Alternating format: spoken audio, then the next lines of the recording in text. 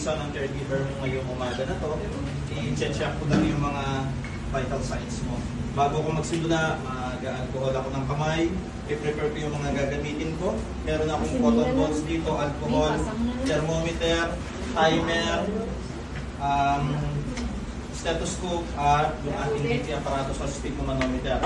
Sir, kaya niyo po bang itaas yung longgas ninyo? Salamat. Okay, sabi ko sa inyo kahapon, lilinisin niyo yung thermometer. Yung principle namin ng paglilinis ko, cleanest to dirtiest, pero dito syempre, dahil hinawakan ko na siya dito, nung kuhanin ko siya sa canister niya, kahit nag-alcohol pa ako, consider na mas malinis ito, dito sa part na to. So from cleanest to dirtiest, mula dito papunta rin, mula dito sa kanyang sensor, papunta sa on-off button. Soak the cotton balls with alcohol, huwag masyadong basang-basa, syempre. Pwede yan circular motion yan, basta one way lang. Hindi yung kinalat mo lang yung dumi. Hindi siya pabalik-balik. One way lang, no? Or one stroke lang. Pwedeng circular motion nga yan. Pakitaas ka ng konti, sir, yung manggas. Dito lang po. Ipitin nyo po yung kamay nyo yan.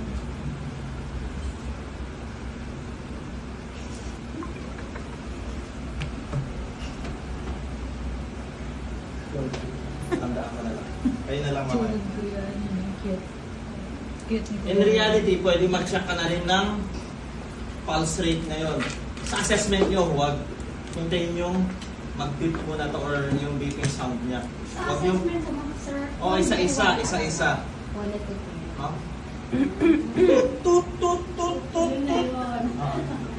Sir, kunin ko lang po yung thermometer. Ang inyo pong body temperature is 36.7 degrees Celsius at normal lang po ito. Get another clean cotton ball soap in alcohol. Dahil galing na sa kili-kili niya to, dito na magsisimula ang paglilinis mo sa on-off button. One stroke lang. Balik sa canister. Record.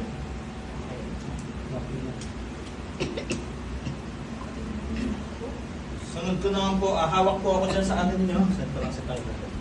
Hawak po ako dyan sa pulsuhan ninyo.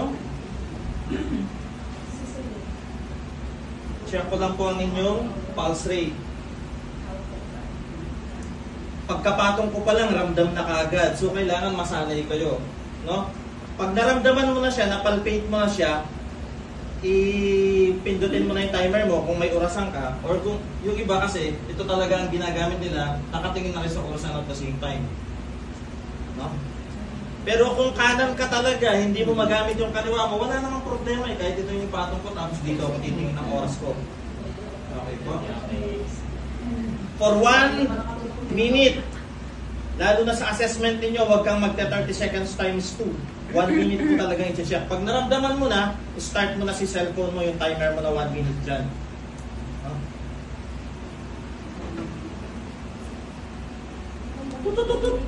Ay, 1 minute na. Ang inyo pong pulse rate ay 78 beats per minute at normal lang din po ito. Sunod naman po, bibilangin mo yun. Bibilangin mo yun. Beats? Oo, yung pagpinte. Hindi yung segundo ang bibilangin nyo, yung beating ng ano niya, ng heart niya. Next naman po, i-check ko naman yung breath rate ninyo o respiratory rate. In reality, hindi sinasabi. Huwag mo sasabihin kay patient mo, i-check ko po yung respiratory rate mo. Wala na siyang gagawin kundi hinga ng hinga yan. No? So, hindi mo papahalata sa kanya. In reality, habang sinecheck ko to, dito ang tingin. Habang sinecheck ko to, hindi niya alam tapos na yung 30 seconds ko, magta 30 seconds times 2 lang ako. Tatandaan ko lang. Halimbawa, ano yung sinabi ko kanina? 78. Mahirap pa 78, 80 na lang. Halimbawa 40 ang nabilang ko, times 2, 80. No? Halimbawa 40. Tatandaan ko na lang yung 40 na yon. And then titingnan ko siya sa balikat niya since nakaupo siya. O kaya yung tiyan niya, kung malaki yung tiyan niya. Titingnan ko yung paglobo ng tiyan niya, yung paghinga niya. Hindi niya alam, binibilang ko na yung respiratory rate niya. Hindi ko bibitawan dito, akala niya, chinecheck ko pa rin yung pulse rate niya. After kung maka 30 seconds uli dito, sir, ang inyo pong pulse rate ay 80 beats per minute at ang inyo pong respiratory rate ay 18 cycle per minute. Sinunod ko na kagad si respiratory rate. Hindi mo lang pinahalata. Hindi ko lang pinahalata sa kanya. Pero sa assessment ninyo, yung ginawa ko kanina, sir, ang inyo pong pulse rate ay 80 beats per minute at at ngayon naman po i-check ko naman yung respiratory rate ninyo. Paparinig mo kay assessor na i-check mo yung respiratory rate ni patient mo. No? Kasi hindi laging nakatingin nga sa inyo si assessor eh. May time na ibang kaklase mo ang tinitingnan niya, may time naman na yung mga papel sa table ang tinitingnan niya. Or sinecheckan niya o pinipirmahan niya. Kaya paparinig mo sa kanya kung ano na ginagawa mo. Okay? Tingnan mo muna yung pagtaas ng balikat niya o paglaki ng tiyan niya. Sa respiratory rate or breath rate, mag-focus na lang kayo sa inhale. Huwag nyo nang pabayaan nyo na yung exhale. Huwag nyo bibilangin. Kasi ang one breath or one respiration is consist of one inhalation and one exhalation. So huwag mong bibilangin both. Isa lang dyan ang bilangin mo. It's either inhale or exhale. Ako parang hindi na ako mahirapan, puro inhale na lang ang binibilang ko. Kapag binilang mo parehas yan, sosobra ka. No?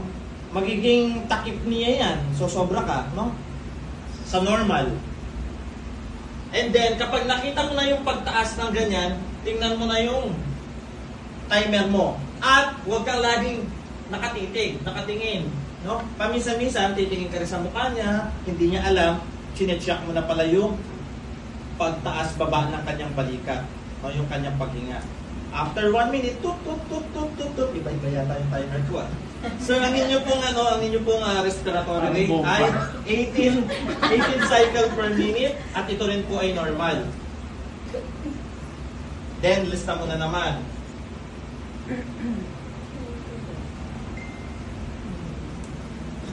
Alam niyo po ba yung dati ng BP?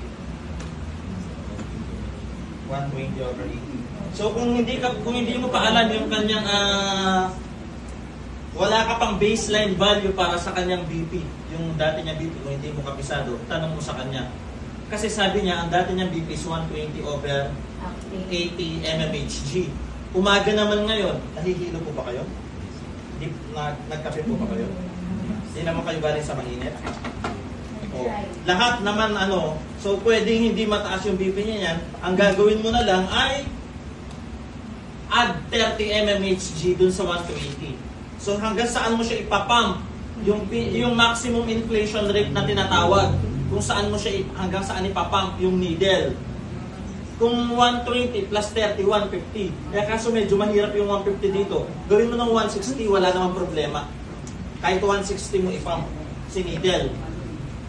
Okay po? Pero, may nararamdaman siyang mga symptoms na hawig sa hypertension or pang-hypertension, then, huwag kang aasa doon sa 120 over 80 niya. Mag-palpatory method ka. So, paano si palpatory method? Sir, pakitaas po yung manggas na ito sa kamay. Ano po? Thank you.